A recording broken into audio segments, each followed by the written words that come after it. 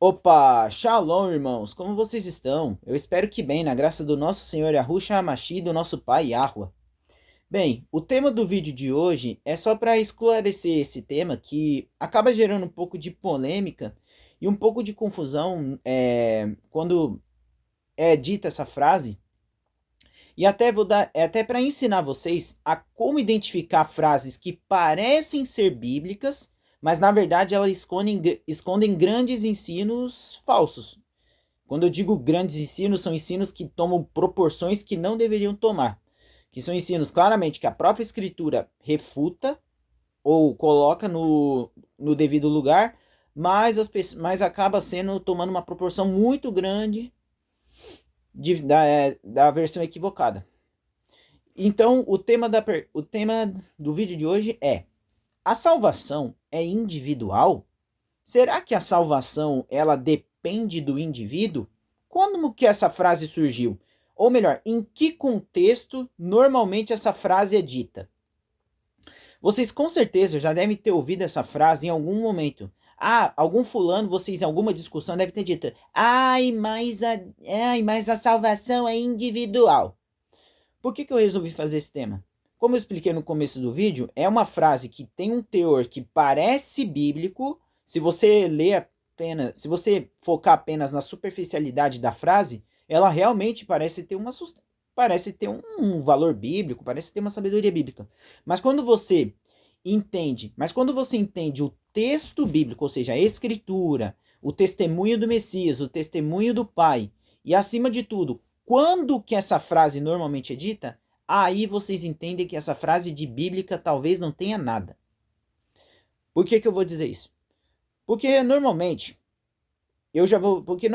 essa frase é dita no seguinte contexto: quando você vai repreender uma pessoa, quando você vai pregar o evangelho para uma pessoa que talvez que não acredita na mesma não tem a nossa fé, não compartilha das coisas que a gente acredita. Alguém aí sempre tem aquele fulano que fala: "Ai, mas a salvação é individual. Isso é entre ele e Deus". E engraçado que isso não vem só da boca de crente não, isso vem de pessoas de outras religiões que falam isso. Isso é absurdo, gente. Quando os servos do Altíssimo conversam as mesmas coisas que os servos do diabo e os filhos do diabo, os ímpios, é porque tem alguma coisa errada. O ensino está errado. Então, vamos lá. Por que essa fase é equivocada? Bem, essa fase é equivocada em três âmbitos diferentes. Primeiro, a salvação é individual no sentido de que a salvação depende da interação ou da escolha do indivíduo do indivíduo para a salvação, ou seja, depende da escolha do ser humano escolher a salvação ou não. Mano, vocês que já assistiram o meu canal já viram vídeos de eu refutando essa ideia completamente. Não só meus vídeos, mas vídeos do irmão Juan, vídeos do irmão Arthur, vídeos do irmão Davi, do irmão Flávio, enfim. A gente já refutou essa ideia. A gente não, né? A verdade da escritura já refutou.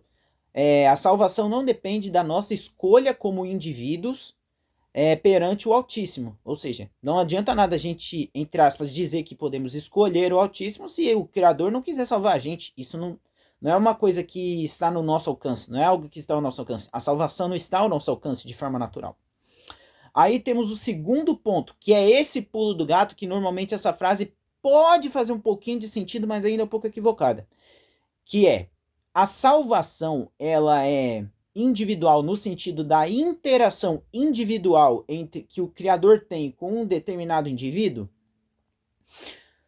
Essa aí é isso é uma meia verdade, porque sim, o Criador ele interage com o indivíduo, sim. A salvação depende completamente disso, inclusive, da interação do próprio Criador com o indivíduo. Ah, Luca, então você está validando a frase. Só que tem um porém, que a maioria das pessoas que falam isso não param para pensar. Como que acontece a interação do autismo com o indivíduo? É aí que entra a questão que essa frase começa a se desfazer, começa a se desmanchar. Por quê? Porque na escritura existe a resposta de como você se converte, como o Altíssimo entra em contato com você. E isso vai ser dito aqui e agora. E agora no capítulo 10 da Carta aos Romanos de Paulo, que é uma passagem que todos já devem ter lido em algum momento na vida, e é uma passagem áurea. Uma passagem áurea sobre esse tema, inclusive. Pois não há distinção entre o grego e o judeu, uma vez que o mesmo é o Senhor de todos, rico para com todos que o invocam, porque todo aquele que invocar o nome do Senhor será salvo. Agora, olhem isso, irmãos. Olhem esse ensino. No versículo 14. Como, porém, invocarão em quem não creram? E como crerão naquele em que nada ouviram? E como ouvirão se não há quem pregue? Como pregarão se não forem enviados? Como está escrito, conformosos são os pés dos que anunciam coisas boas. Sim, a interação do Criador e do indivíduo está totalmente interligada à interação da igreja. Então, de certa forma, a salvação da outra pessoa depende do envio do Criador. Porque também alguns podem dizer, né? Nossa, então você está dizendo que se uma pessoa da igreja não pregar o evangelho, ou se uma pessoa da igreja não... a salvação depende de um membro da igreja? Eu não estou falando de denominação, né, gente? Não, gente. Porque até para você pregar o evangelho, até para você falar a verdade, você tem que ser chamado pelo Criador.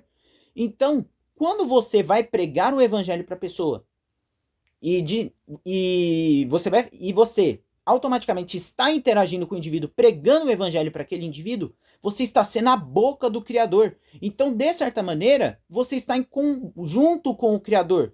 Gente, o Criador, o Messias, o Espírito e a igreja são um só.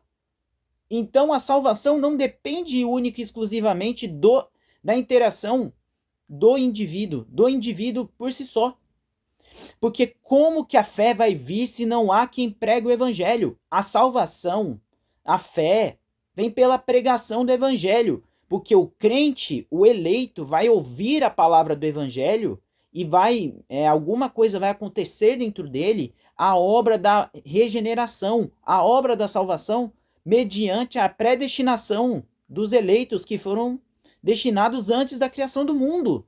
Gente, é perfeito. A escritura, ela ensina e mostra como funciona o processo. Então, dizer que a salvação é individual, nesse sentido, para você calar a pessoa, dizer, não adianta, mano, a salvação é individual, nem adianta você perder seu tempo, falando, nem adianta você gastar saliva, isso aí é entre ele e o Criador. Isso é antibíblico, gente. Por que isso é antibíblico? Se vocês pararem para prestar atenção, isso aqui está muito ligado ao argumento arminiano, muito utilizado para tentar refutar a questão da predestinação ou para, entre aspas, debochar da predestinação. Já que Deus predestinou todo mundo, para que eu preciso pregar o evangelho? Afinal, se for da vontade do Criador, ela vai se converter. Reparem, gente. Todas essas frases antibíblicas têm um ponto em comum. Elas colocam o ser humano acima do Criador. São perspectivas e filosofias e mentalidades antropocêntricas, ou seja, homem, centro, o homem é o centro do universo, e humanistas, sempre validando o indivíduo acima do Criador, fazendo exatamente o que Paulo, no capítulo 1 de Romanos, vai refutar e dizer completamente o oposto. Aqui, ó. Cadê? Cadê? Cadê? Cadê?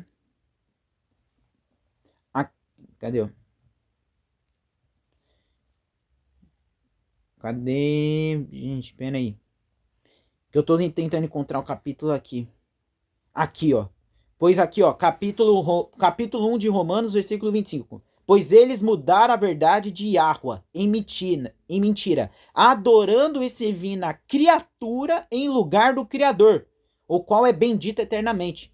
Ou seja, essas frases que normalmente têm uma aparência de sabedoria, na verdade elas colocam o Criador como secundário. Sendo que não, gente. Sendo que não, o Criador é o primário. Sem o Criador, nós não vamos até o Messias, conforme João 6,44. E ninguém pode vir a mim se o Pai que me enviou não o trouxer, e eu darei vida eterna. Até para você acreditar, chegar até o Messias, que é uma hoje, né, é uma expressão que denota salvação. Ou seja, a salvação só vem quando nós vamos até o Messias. E como é que você vai até o Messias se o Criador não chamar a igreja para pregar o evangelho para você? Então parem de dizer que a salvação é individual no sentido que depende única e exclusivamente do indivíduo e do Criador. Não! Porque a partir do momento em que nós fazemos parte da igreja, do corpo do Cordeiro, conforme Colossenses, já não existe mais o indivíduo Luca, já não existe mais o indivíduo João, a indivídua Elisa, a indivídua Maria, o indivíduo Mateus. Agora todos nós somos parte de um mesmo corpo, conforme 1 Coríntios. 1 Coríntios 12 também. Eu vou até abrir aqui, ó. Aqui, ó, conforme 1 Coríntios 12, a unidade orgânica da igreja. Porque assim como um corpo e tem muitos membros, e todos os membros, sendo muitos, constituem um só corpo, assim também é a respeito do Messias. Pois em um só Espírito todos nós fomos batizados em um corpo, quer judeus, quer gregos, quer escravos, quer livres. Todos nós foi dado beber de um só Espírito. Ou seja, todos nós somos parte de um mesmo corpo. Já não existe mais o indivíduo, já não existe mais a vida individual. A nossa vida agora é viver em prol da igreja, em prol dos nossos irmãos, em prol de dar honra aos nossos irmãos. Em exortar, em repreender, em dar palavras de amor, palavras de sabedoria, tudo que é para edificação, não só da igreja, não só da igreja, mas dos indivíduos que compõem essa igreja, porque a igreja é o corpo do Cordeiro. Então, gente, como vocês podem dizer que a salvação, essa mentalidade porca, como vocês podem... Algumas pessoas, vocês que vão assistir esse vídeo, provavelmente não têm essa mentalidade. Mas como que as pessoas podem ter essa mentalidade porca? Essa mentalidade individualista? Essa mentalidade egoísta? Isso me deixa irado. Isso me deixa irado. A Bíblia não defende o individualismo. A Bíblia defende o coletivo. Nós somos uma família. Nós somos um só com o Cordeiro. Então, quando eu escuto que a salvação é individual, no sentido de querer me calar, para não poder visar o bem-estar do meu irmão, ou às vezes o bem-estar de uma pessoa que talvez, que ainda não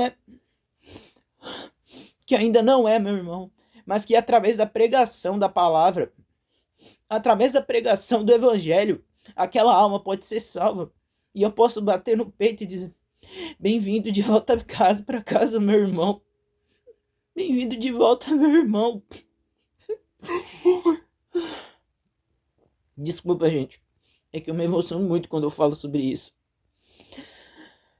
Então, e eu faço uma pergunta para vocês.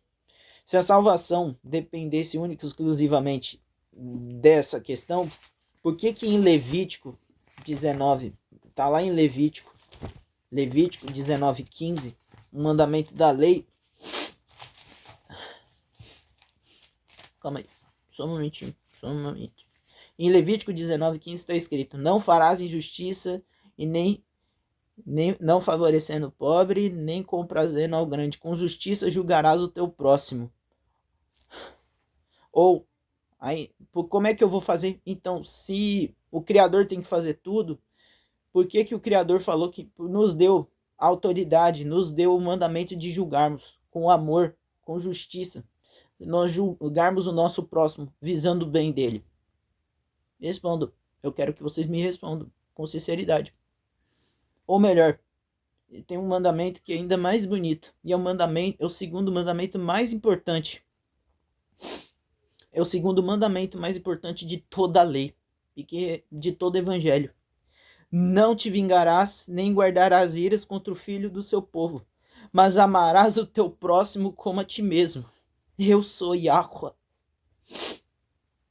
Como que eu vou amar meu próximo?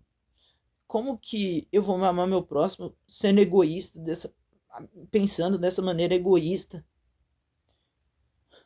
O evangelho não é egoísta não, gente. O evangelho é exclusivista? É.